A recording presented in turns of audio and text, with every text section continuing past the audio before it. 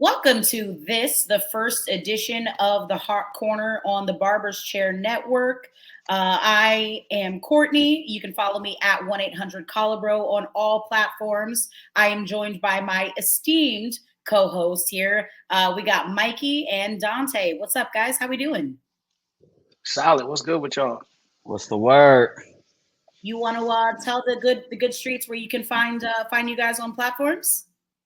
Oh, well, you already know. Find me October Zone Tay. Do not find me on Instagram. I'll find you, and that's all I got. Same. You can find me at JR_Solito. Do not look for me on Instagram. We're working on some behind the scenes shit there, but find me on Twitter. That's where I rant.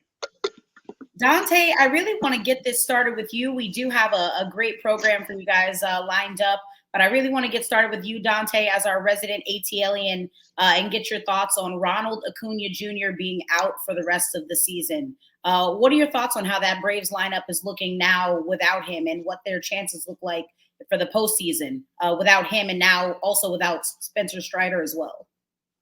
You know, it's tough. It's tough. A lot of people don't know this, but I got a fun fact for you.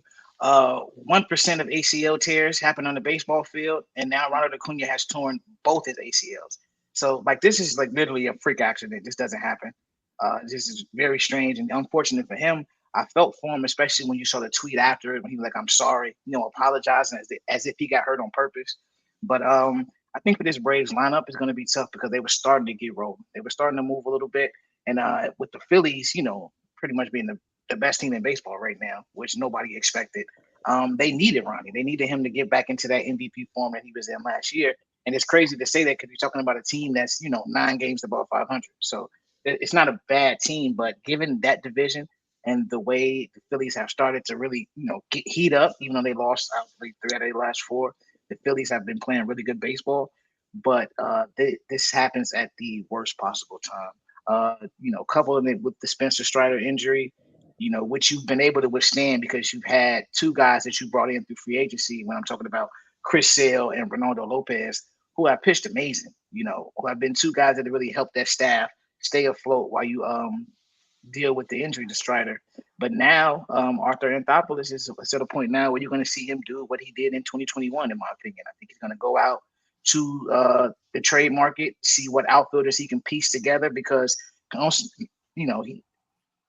he really is on his money ball shit a lot. So I think with him, he knows obviously I can't replace Ronnie, but what I can do is go get 2 guys that I can platoon and possibly give me a similar production. So last time you saw it with Jock Peterson, I don't know if they'll go and reach out and see what's up with Jock, but one guy who we know will be available on the trade market is Tommy Pham. Tommy's been traded the last 2 trade deadlines. It's hitting over 300 for the White Sox for a team that's going nowhere fast. We all know they pretty much signed him to trade him at the deadline. So I think that Atlanta can make a call there.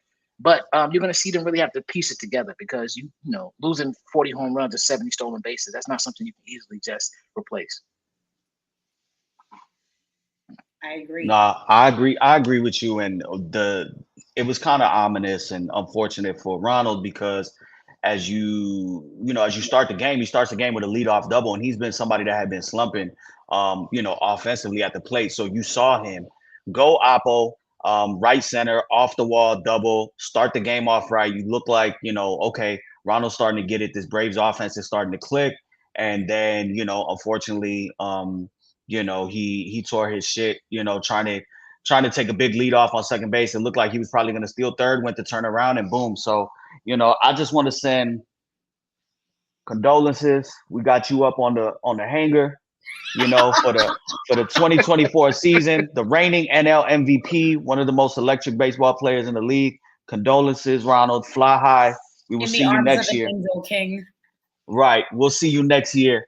But I'm really interested to see what the Braves do. We know in the short term they went and they just signed Ramon Laureano as another outfielder to play. He's really more at this point defense, a little bit of speed, still what he has left as far as on the base pass, but you need that. They have been struggling offensively, this season. I think last week they were ranked about 19th in offense. It hasn't gotten any better over the last 3 games. They're only averaging, 2.5 runs a game. So it's not the Atlanta Braves offense that we know. So I want to see how they go ahead and try to mitigate that, that loss. You Brent, you mentioned somebody like Tommy Pham. Last year or the last time that this happened with Ronald and he tore his ACL, they went and they picked up Eddie Rosario, Jorge Soler, and they went ahead and went on to win the World Series that year. This year, I don't know if there's any guys out there that impactful.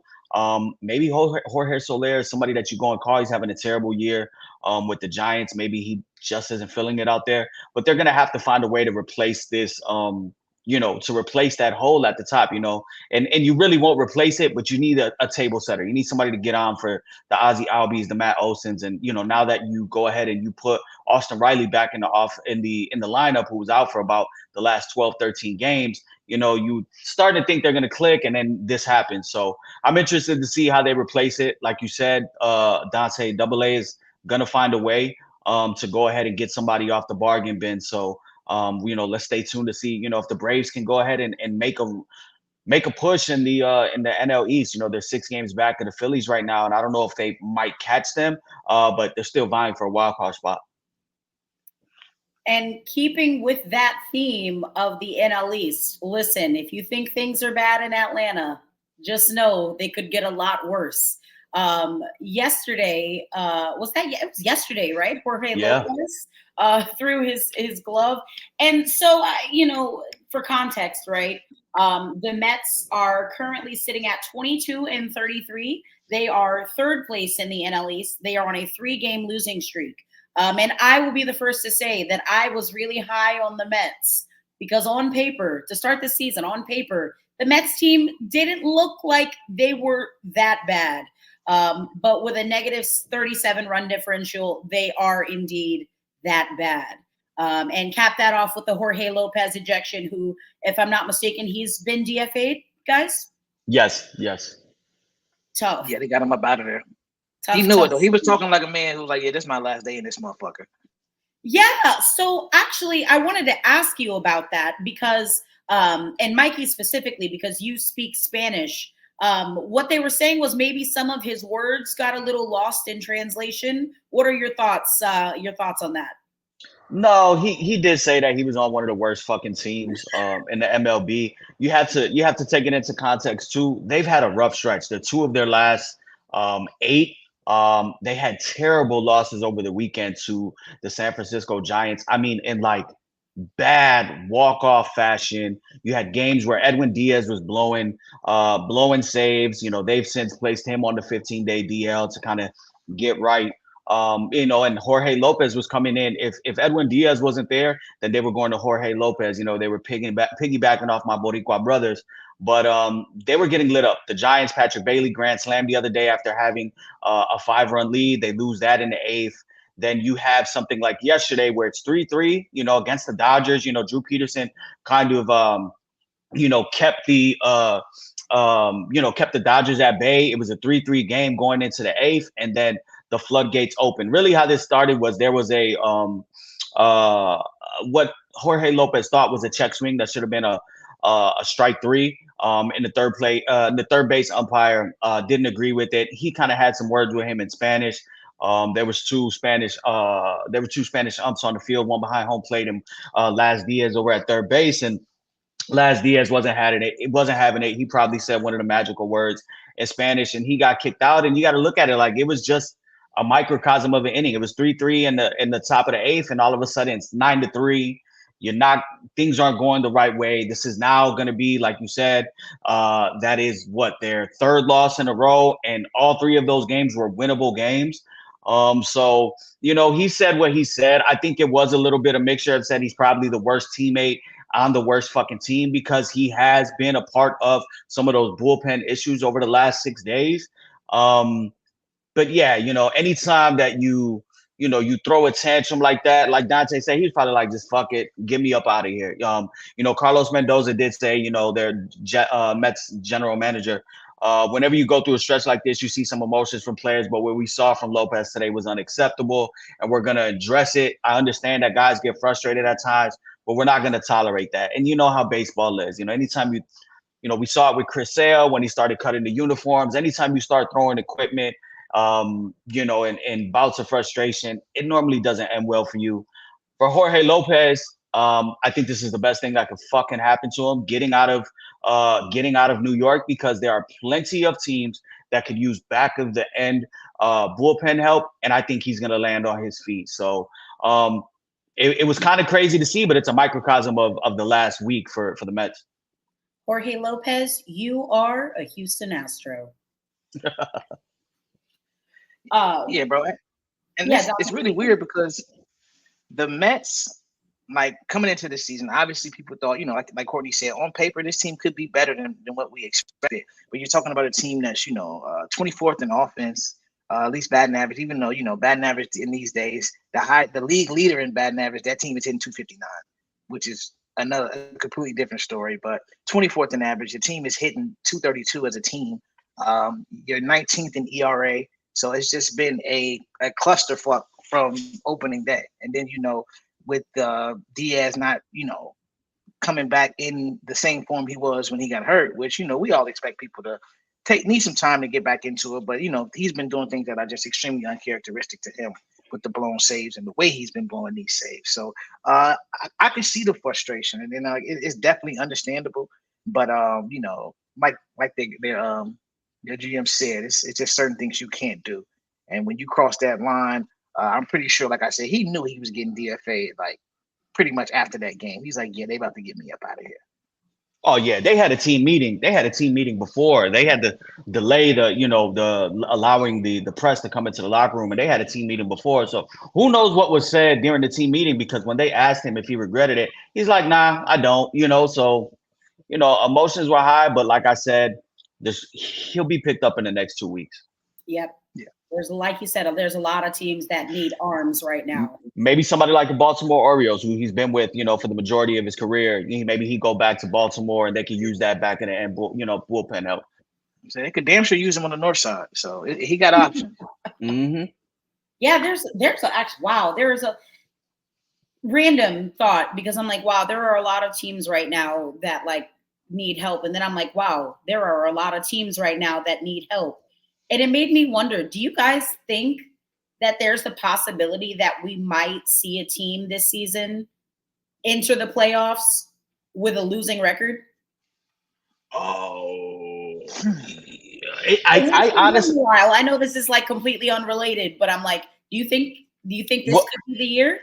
Well, with the losing record, I don't know, but like barely at 500 or maybe a little bit low. I would say probably somebody, depending what happens in the NL Central, and maybe even in the AL West. Last year the Diamondbacks got in with 84 wins, and then we know what happened. They win to go on a run, but like you look at a team like the Cubs. The Cubs were 8 games over 500 at one point this season. Now they're back to 500 or below it. So, and they're 4.5 games out. So that's a team that is still 4.5 games out. They'll probably still be there in August. Whoever the Cardinals, the Brewers are. So I think there's going to be a team that gets there probably at 500 or 2 games above. Yeah, definitely, bro. And I'm a random thought. Yeah, no, you're right. I was scrolling through the division rankings right now, and especially the AL West, because they beat up on each other a lot. And I do think you'll probably end up with 2 wild card teams, one from each conference, that are either at 500, or we may get that one team that is a game or 2 below 500, but just by default they make it to the playoffs. And like, it would actually be fucking hilarious if we got that, and then that team went on a run and went to the World Series. It's like, that's the type of silly shit that guys like Jerry Reinsdorf just love. Like, they just baseball's weird like that. Y'all know how it goes. I mean, look at what the Diamondbacks did last year. Who had the Diamondbacks going to the World Series? Speaking of the Diamondbacks, tear that damn stadium down, okay? Oh, you don't fuck with it? Experience. Bro, that Chase, bro, I felt like I stepped back in time. It was like, is it 1998 in here? Like, that stadium's horrible, bro. Like, no bullshit. Yeah, that used to be my home ballpark when I lived in Arizona. So I have very fond memories of my time at Chase Field. That being said, it definitely, well, like, keep in mind the shelf life, I should say, for these stadiums now is like 20 years. Within 10, they're out of date, you know, and then within 20 they're basically defunct and run down because of all the changes and events that have been hosted there. And Chase Field is about is 20 something years old now, right? Yeah. Chase Field opened in 2004. Yeah. So it's old. It's about that time for a new one. Those fans are not into that shit. But when I looked up and I saw the panels like hanging and twisted, I said, "Oh, this is why they don't open it with people in the building." Like, okay, I get it now. Like, I have a question. So you sat on the third baseline, right? Yeah. Meaning you could see obviously the field's this way. You could see up. Did you see Rally Sally? No, who is Rally Sally? Oh, she's a Diamondbacks legend. She sits all the way up at the top. Along the she up there holding the panels together. Yes. She actually has she literally will be the only one, obviously not like during Dodgers games and stuff because there's a lot more fans up there, but back when the Diamondbacks were in the trenches, she would have flags on all of the seats around her, and we were trying to figure out if there was like a system or a code or something, because she would get up and she would just wave the flags and everyone knew her as Rally Sally because she had like a different colored flag on the seats, and she would like run to go pick one up and wave that shit. It was crazy. To be retired in Arizona. So. Yeah. I bet you she spends a lot of time at the Walking Stick Casino as well. Like, damn, I was there too. Hold on now. All right. So moving. Oh wait, hold on. To add further injury for the Mets, Pete Alonso is now considered day-to-day with a hand injury. He did get hit on his top hand at the plate last night. Saw that. So now he's considered day-to-day. Also, Francisco Lindor probably wants to be out too. So yeah, he's also day-to-day too, though, right? Yeah. So things are going great in Queens. But moving on to something that just happened, I believe, was that yesterday's announcement or 2 days ago? Major League Baseball announced Wednesday that it has followed the recommendations of the Independent Negro League Statistical Review Committee in absorbing the available Negro League's numbers into the official historical record. Now, what does that mean? That means that a lot of players who were purposefully excluded from playing Major League Baseball will now have their statistics absorbed into the Major League database. Before I grandstand and get too political, Dante, I want to know what you think about this. I have a lot to say, but I'm not a fan. I'm actually not a fan of it because I think this gives them the leeway to try to whitewash history and not tell the story in its original context. I love that, the surviving Negro League players, they're excited about it, and rightfully so, because they've been asking for this acknowledgement for a while now. But to, simply bring the stats in and start to co-opt the stories, if they start doing that, that's when I have a problem. Because, it's easy to sit here and say, Josh Gibson is now the MLB all-time batting average leader. And it's like, no, he never played in Major League Baseball. So don't try to start framing it like that, because then it makes it easy for you to tell these young kids and make it seem like, it was nothing wrong. These are just two separate leagues. No, they were literally banned from playing in Major League Baseball. They were not allowed, So I think I would have been a lot happier if they just opened a new wing of the Hall of Fame, where you acknowledge them, you talk about all of their awards, all their achievements and everything, but just keep the game in its original context. To sit here and now, in my opinion, I feel like it really sets the tone to where they can tell people whatever the fuck they want to tell them about how this actually happened. And as we get further away, the story is going to be completely different. It's like how now with civil rights, you'll see all these black and white photos, but the reality is it wasn't that long ago. It wasn't that long ago. Like I said, I'm happy for the surviving Negro League players and families, that they're enjoying this moment. But for me, I didn't really like it. What do you think? Mikey? Any thoughts you want to share? I mean, it's cool, but I wonder if this is a way of trying to supplement the fact that they are trying to avoid giving credit where credit is due to that era of baseball with, all of the the star players that we in this pod grew up with, that might have some asterisks next to their name. If you're not going to honor them and acknowledge them and create a wing in Cooperstown, telling that story of the game, the Hall of Fame, you can't tell baseball and the history of the game and have a Hall of Fame without adding that portion in. So then I don't even need them to do that, honestly. Like, with respect, fuck Major League Baseball. The only reason why those leagues even existed to begin with was because you excluded them. And the only reason why those leagues no longer exist is because you took Jackie Robinson and started taking away the best talent from those leagues. The draw wasn't there anymore. Fuck Major League Baseball. Fuck Cooperstown. Also, Major League Baseball isn't even helping keep the fucking lights on in Kansas City at the Negro League Baseball Museum.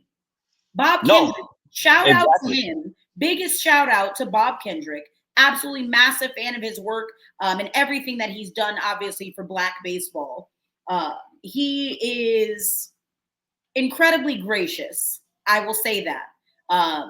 And also, let's think about the timing of all of this happening. When they formed that statistical committee back in 2020, that was a very good time for Major League Baseball to pretend to care about diversity and inclusivity. It was very, very convenient timing. The social capital was there and they took it. And now look at where we are again. It's 2024. Okay, yes, we're talking about injustices all over the world. But keep in mind that what game is happening in Major League Baseball at Rickwood Field in Birmingham, Alabama? They're going to be honoring the Negro Leagues down there. You think that's just it's a coincidence? Of course it's not. Everything that this league does is it's a joke, and it's offensive to me as a fan of the game. And as a Black fan of the game, it's even more insulting. I don't need your acknowledgement. I don't need your acknowledgement. We already knew. That's what I got. Go off. No, I agree. Especially it was blindsided. Like, we heard no whispers of this. Like, it just, Russell Dorsey came out. Shout out Russell Dorsey, friend of the pod, friend of I'm Not Gonna Hold You. And he just came out and just dropped it, and it was just like, well, I didn't know that this was even being considered. So I don't feel any way, which way about it, but I question the motives. I'll say that. I question the motives and I question the angle as to why now. And then I wonder, what does that mean? It's, again, I'm telling you, I can't help feeling like it's because they want to go into that game in Alabama. They're trying. Major League Baseball is expanding to Nashville. I'm telling you, it's going to happen. Oh yeah, 100%. They're expanding and trying to ingrain themselves further into the Southern community where they don't have any reach. They've got AAA teams and all that, but they don't have a Major League Baseball team. And I think it's all just a fucking dog and pony show. And it's insulting to me that you think that this didn't happen in December, this did of 2022, where I'm like, okay, well, that's, this is the timing and everything. It's all just very calculated. It's a mid-season news dump. Because we're going to drop this historic news, but also guess what? Games are still being played and we're going to continue moving on that way. And, we're talking about other shit. So I agree with you there, but similar to you, I want to see how they treat the Negro League Hall of Fame. Are they going to go ahead and start pouring in some resources in there to go ahead or are you going to come in and we're going to take you and throw you up in Cooperstown and, and remove of that institution? Yeah, of course, because that makes them look better. I need you to acknowledge what the fuck you did wrong. Am I right, Cuz? My bad. Yeah. Patreon. Yeah, but no, that would be insane, but it would also be like literally Jackie Robinson all over again. They called the Negro League Museum and said, "Hey, let's start moving some of these artifacts to Cooperstown." Correct. We got them FedEx trucks outside. Yeah, hold on. It's like, that's what I'm saying. I really don't need Major League Baseball trying to bastardize the history that they were the ones that they're responsible for it. That shit's crazy. Yeah, no, I agree. And like, and like you said, Dante, like, And it's kind of going to like my point, like we're going to admonish those players of the Sammy Sosas, the McGuires, the A-Rods, the Manny Ramirez. We're not going to do nothing for them in Cooperstown. But you know what we're going to do? We're going to add an entire wing, the Negro League history and all of the memorabilia and everything. And that's just going to go ahead and bring money in. And then maybe 30 years, maybe they'll finally open their mind up to, opening and, adding in those people from the 90s into the early 2000s. But this is all a cash grab. This is all a publicity grab. This is all trying to save face grab. And like I said, it's a middle of the week news dump. Man, fuck Rob Manfred.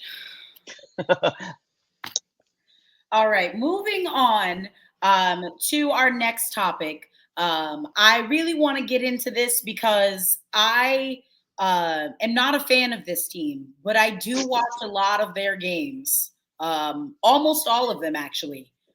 So I have a pretty good insight into this team and their struggles on a night-by-night basis, and that is the Houston Astros.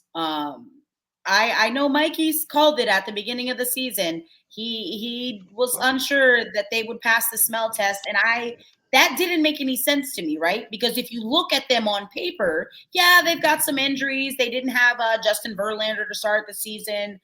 They definitely had some holes in their starting rotation. But I was like, the nucleus and the core unit is there. What's the problem? And just to make sure we're clear, the Astros are currently 24-32. They are 4-6 in their last 10. Besides pitching, it's hard for me to pin down one singular thing that's wrong with this team. But I really just want to ask you guys, like, is the Astros golden era over?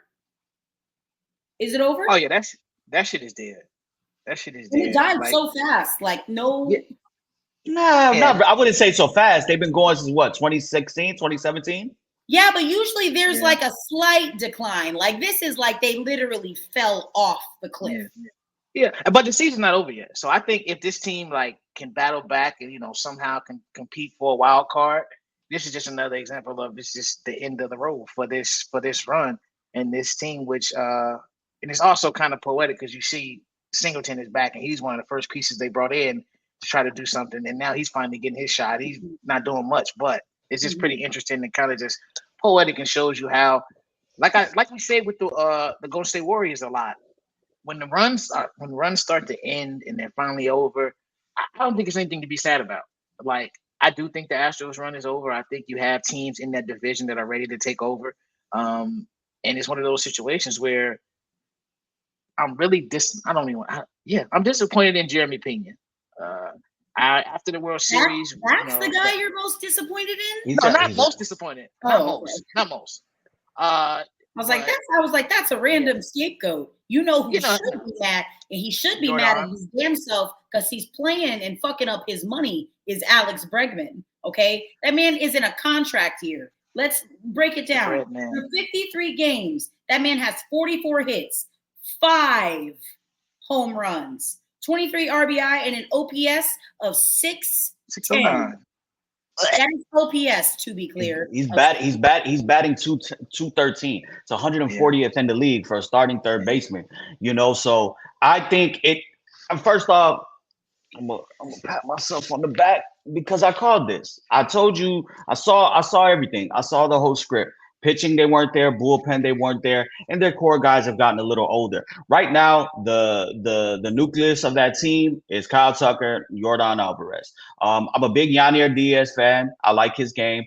Jeremy Pena is discipline a little bit. He's swinging a lot. For sure, because he's a little boomer bust. He's a little boomer. He's a little boomer bust. He likes to hit the ball out the park. Jeremy Pena has had a bounce back year, but the pitching isn't there. Jake Myers has been nice too. Jake Myers. Nice. Correct. Now, you have to also take into account, like, there is a culture change. Dusty Baker is no longer there, and their starting pitching is continuously and consistently injured. When you're banking on, similar to the Texas Rangers, when you're banking on 41 and 42-year-old starting pitchers who are at the very tail end of their career to lead you into, you know, a division hunt and into a deep wild card or, you know, a deep playoff opportunity, like that is very hard. And some of the guys that they wanted to bring up, you know, you look at Lance McCullers. I haven't seen Lance McCullers pitch since I saw him physically pitch against the White Sox. He's hurt. He keeps having setbacks with his rehab and stuff. I was at one of his last. Yeah, I was at the White Sox World Series or playoff game against the Astros. I saw him pitch. They won that game. That's when they eliminated us. I haven't seen him on the mound since. And that was somebody that they paid like shortly after. Yeah. Good money. You know, Hunter Brown hasn't lived up to it. JP Francis ass. You know, they're getting what they can. Now we have issues in that Spencer Arrighetti is on an innings limit because he's a rookie, and they're not going to sit up there and let him get destroyed because the rest of the team isn't pulling their weight. You got what's his name? Uriquity's out. Uriquity's out. Now they think he might need Tommy John.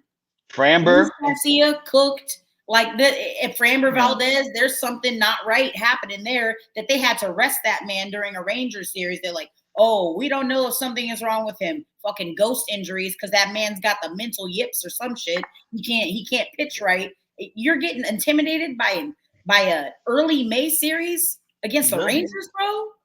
You can't. It's all bad.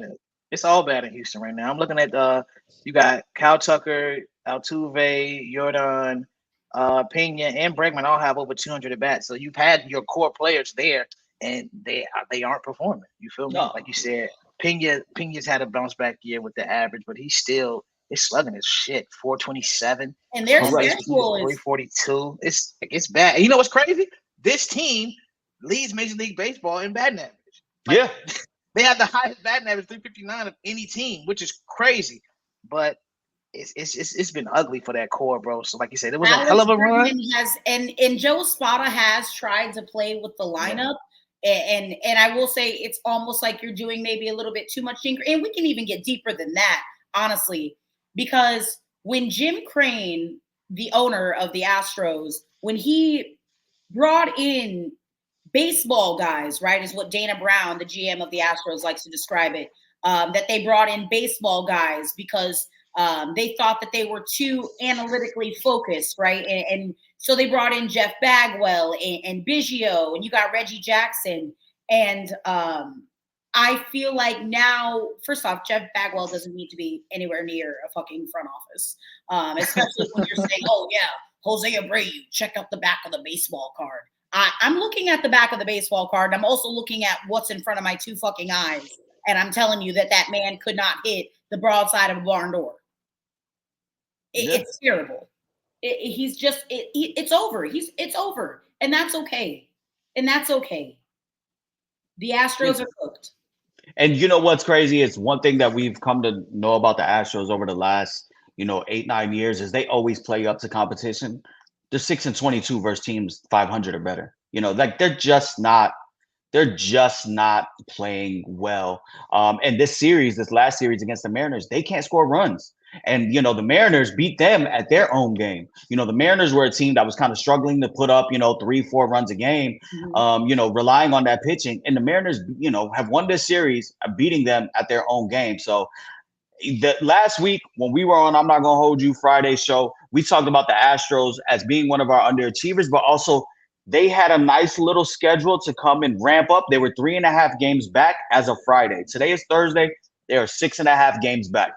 They literally, all momentum that they made, that slid back down, So I don't know. I think we might be seeing them as sellers come later this year. I think Alex Bregman might be on a team like the Cubs. I think, he can go and fill in somewhere, on a playoff team, and then they can just let him go and test free agency. But I think we will be seeing, why not Alex Bregman, maybe somewhere in Cleveland on days that you want to spell Jose Ramirez as the DH, So I think that, he's going to probably be on a new team at the end of this summer. And, they just signed Jose Altuve to a nice extension.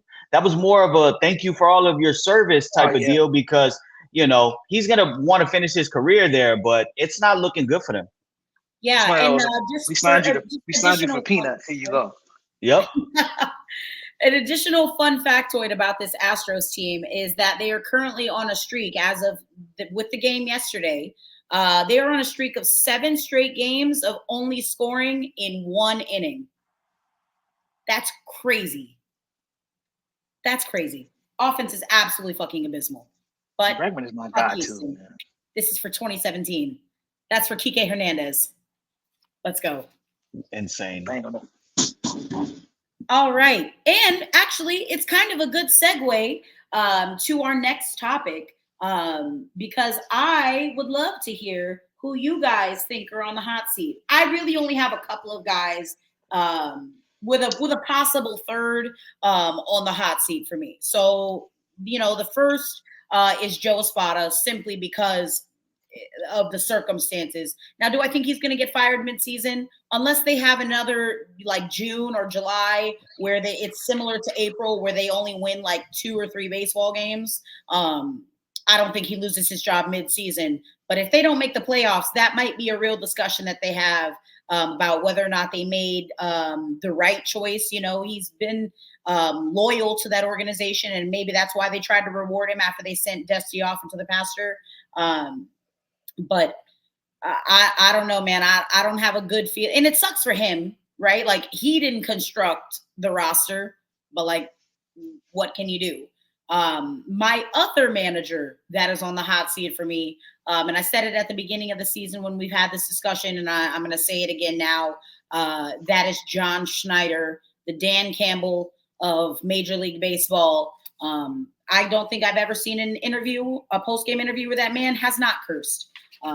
Shit's kind of wild. But yeah, I think he's cooked. And I think he gets fired. If the Jays don't figure it out soon, I think he's gone pretty soon. The Jays are currently 26-29, with, according to Fangraphs, a 20.7% chance to make the playoffs.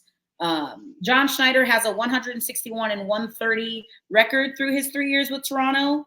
And interestingly enough, because I was looking at, because again, you look on paper and you're like, what's wrong with the Blue Jays, right? In theory, they should be a good team. They had some problems with their defense. So Ross Atkins, their general manager, tried to make some adjustments to that defense. Now you've got a fucked up offense. Starting pitching is as good as you can expect it to be. But the Jays currently have the highest contact percentage in Major League Baseball, but also the lowest exit velocity. So they're hitting the ball into outs. Mm-hmm. Things are going great north of the border. What do you guys think? Who you got on the hot seat?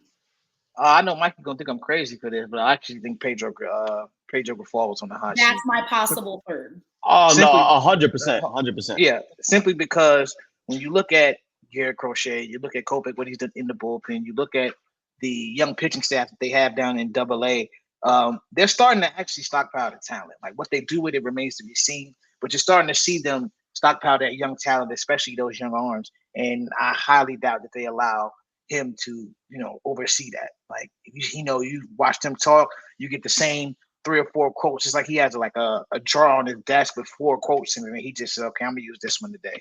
And it's the same shit over and over again. So I mean, this is a guy where players fucking flat back-to-back days is crazy. Yeah. And then to bench the guy who called you out and said, nah, that's not true. Like, I disagree with that. Then you bench him from Maldonado, who's hitting like 063. Like, so this guy, he should have never been a manager. I understand how much they want to emulate the Kansas City Royals, but this pick was terrible from the jump. We all said it. We tried to give him a chance, but it was obvious from the jump that this guy's just not ready to be a major league manager.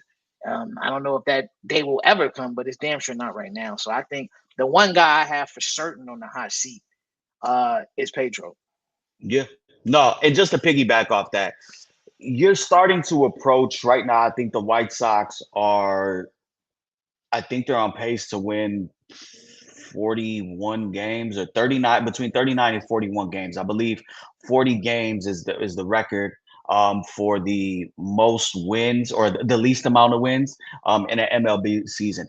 Anytime that you are approaching a record of that fashion, you have to make a change just for the pure sake of losing the entire fan base, because you have people that still support this club. you have people that still will pay money to go to a baseball game. And if the front office and the organization is telling you that we don't care and nobody's being held accountable, then why should the fans care? So I think, Pedro Grifol definitely, and the way I look at it like this too is the Royals had an opening for a managerial position at that time. Pedro Grifol was in house, and they did not select him. They went on and they went elsewhere.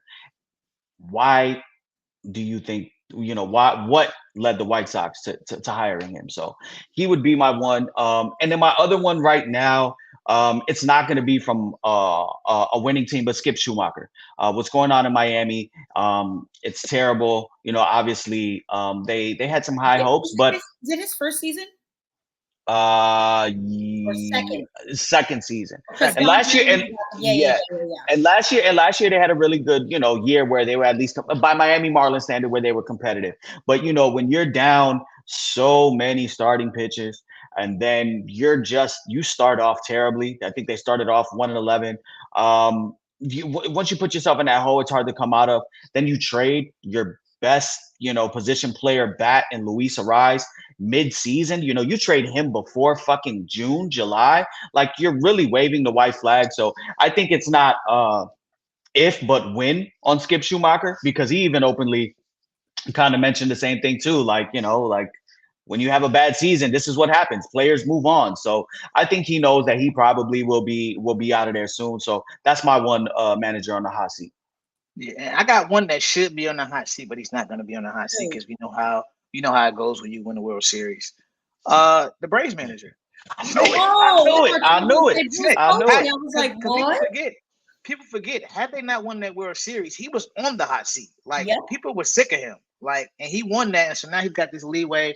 I got 6 straight division titles. I won a World Series, so now they're going to pretty much do the Bobby Cox and let him stay here as long as he fucking wants to, which is the worst shit ever. Because in my opinion, I really believe that Ron Washington was here as a third base coach because he knew that if they fired him, this was going to be his job.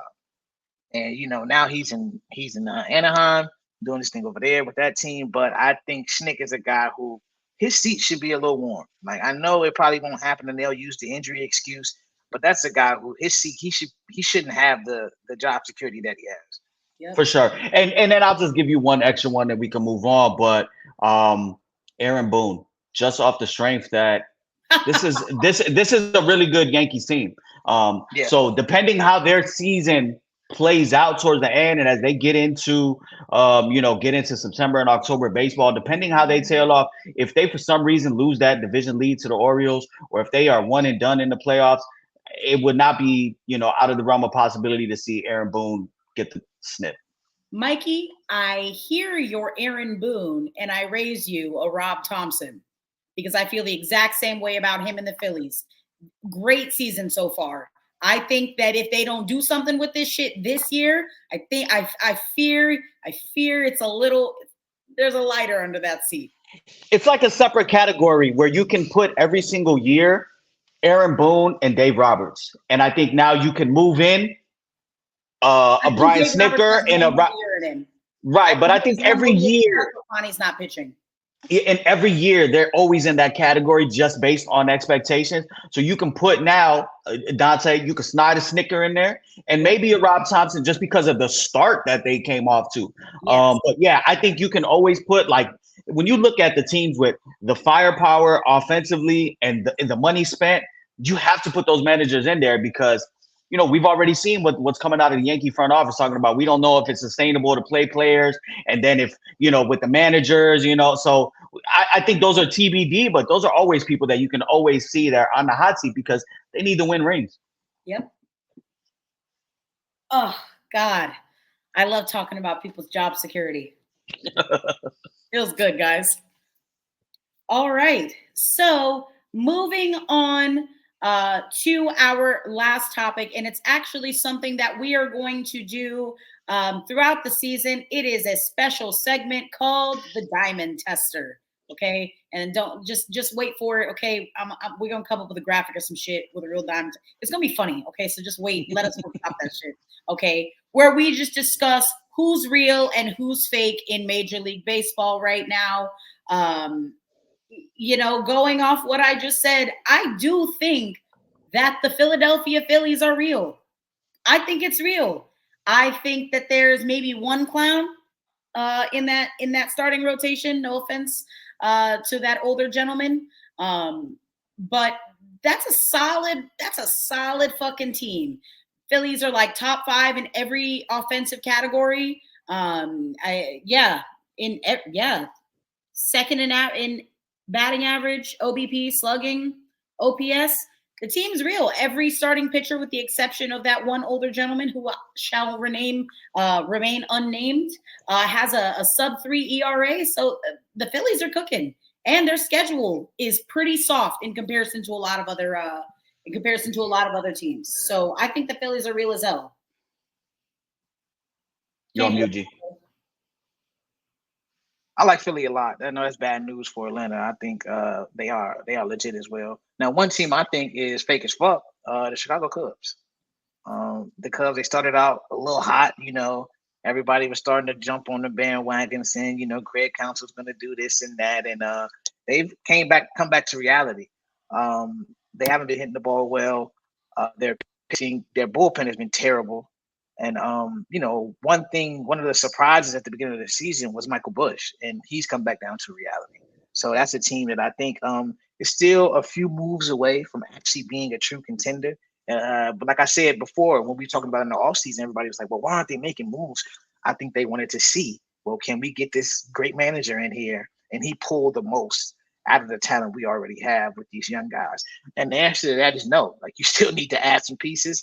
It's not going to go like your last World Series run where, you hit on so many prospects. Like, I think people don't realize that shit does not happen, bro. Like, you don't hit on this many prospects that consistently. Like, the Astros did it, and now we're talking about the end of their run. Like, it just doesn't happen like that. So I think one team that's going to continue to fade as the season goes on is the Cubs. On that same note, I'd say sticking in that same division, I think the Brewers are fake as hell. I do not believe in them. And I think, Mikey, it was you that said watch out for the Cards on the periphery, because I think that could very well that the Brewers and the Cubs consume one another similarly to an Ouroboros, and the Cardinals absolutely jump to the top of that division there. But I do not believe in the Brewers at all. I think that pitching is fraudulent. I give it maybe 3 weeks before Christian Yelich is hurt again. I just don't believe. Yeah, I'm gonna ride with the Kansas City the Royals as being real as fuck. I think now that we've already gotten to about 40% of the season where you can go ahead and look at the numbers and suggest that, where they're at is kind of where they're going to be. Their pitching is top 5, top 6 in the MLB. They are getting production and out of Seth Lugos, Michael Walkers, Brady Singers, Courtney, you called it. Those big time, those signings were, they're not big time, but they really have made a difference. And they have a bona fide superstar, all-star player in Bobby Witt Jr. He brings elite Gold Glove defense, his bat, his speed. He's legit. When you go ahead and you couple that with the veteran World Series champion, Gold Glove catcher in Salvador Perez, you got a big left-handed bat in Vinny Pasquantino, MJ Melendez. They're getting crazy power out of Nelson Velasquez, another, player that the Cubs went ahead and got rid of, who could be helping them, offensively. So I think the Royals are legit as fuck. I think it's actually really good to see the AL Central be competitive. For once, they're not really like the worst team in baseball, the worst division in baseball, because you have the Guardians at 37-19. You have the Royals right behind them at 35-22. The Minnesota Twins are 5 games over 500 at 30-25, and the Detroit Tigers they're improving. They're 1 game behind 500 at 27-28. The White Sox, if we're grading on the curve, the White Sox kind of bring them down by being 15-42, but the Royals, I think, are legit. We know come summertime, it is hot as fuck playing in Kauffman Stadium, and they have that home field advantage. And I just like the way that they're playing baseball right now. Yesterday, they beat the Twins on the road as underdogs with kind of death by 1,000 cuts, couple singles, couple gappers, get a 3-1 lead, and then boom, Salvador Perez home run. Nelson Velasquez 2 home runs. Getting power out of there. Michael Garcia on bases. They're stealing at an all-time high clip. So I like the Royals. I think they're legit. And I'm rooting to see them, continue this throughout the summer and stay in contention. Salvador Perez has an OPS of 923 right now. Insanity. That's crazy. That's crazy. Seth Lugo has a 1.72 ERA. Is he 9-1? He is 9-1. He's open. Brady Singer started to look like an ace. Real high on the Kansas City Royals. I was my man Cole Ragans. Yeah. That one hurts. Yeah, not bad. No. I had him as my Cy Young guy, and Tariq Schoolboy is running away with it. But he is. Oh, we love baseball. This is great, guys. No, I love it. I'm excited to be doing this, and I think it's only going to get better as we continue to, continue to 100%. Get into the summer months. So there's going to be a lot of stuff. Hockey stops taking away my attention. Yeah. Definitely. Courtney, you might just stop wearing that hat soon. I understand y'all are the World Series champs, but speaking of the diamond tester, your boys are not looking too good right now. My man Marcus Semien took a day off for the first time in fucking how many seasons? That man never takes days off, bro. He does not. He deserves it. Okay. You can never take this from me. I actually took a picture of that. I was watching the Braves telecast not too long ago. And hold on now. He had I deleted it. Oh, he's Mr. Reliable for sure. It was right over 350 straight starts, right? Right behind Mr. Reliable, Matt Olson, who has played 3 complete seasons and playoffs and has not come out. It's over like 580 games in a row. But yeah, Marcus Semien was right there. But another person, the way I'm looking at the AL West is how I predicted it. Mariners, Rangers, Astros. So we'll see. That division is, there's enough offense. But what's crazy is, like you said, Dante, the Astros 24-32, 8 games behind 500 in third place, 6.5 games back, but they lead the MLB in batting average.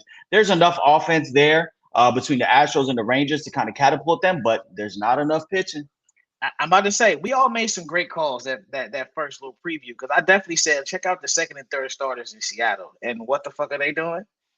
Shoving shit. Like, they are. We know ball. We know ball. Period. Yep. So we'll be back. We got to see how long we're going to do this. How frequently do we want to do this, y'all? Twice a month? How many once a week? What we doing? I mean, ideal scenario would be able to tap in once a week. That would be nice, but we all got stuff going on, so we can. We gotta wait for the Stanley Cup superstar. As soon as this hockey shit's over, baseball has exactly 100% of my attention. So we will have this going weekly.